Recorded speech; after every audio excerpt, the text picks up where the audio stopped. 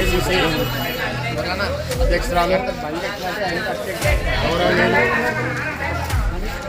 శ్రీమతి YS Sharmila Reddy గారు ఈరోజు కర్నూలు జిల్లా స్థాయి నియోజకవర్గ సమావేశం నిర్వహిస్తూ ఉన్నారు కర్నూలులో. అందుకని మా ఎమ్మెనూరు నుండి కాంగ్రెస్ కార్యకర్తలందరూ దాదాపు 500 మంది 30 జీపుల్లో తరలిపోతున్నాం. అదేవిధంగా ఈ రాబోయే రోజుల్లో కాంగ్రెస్ పార్టీ ఖచ్చితంగా ఎమ్మెనూరులో జెండా ఎగరవేస్తుందని ఈ సభాముఖంగా తెలియజేసుకుంటాం.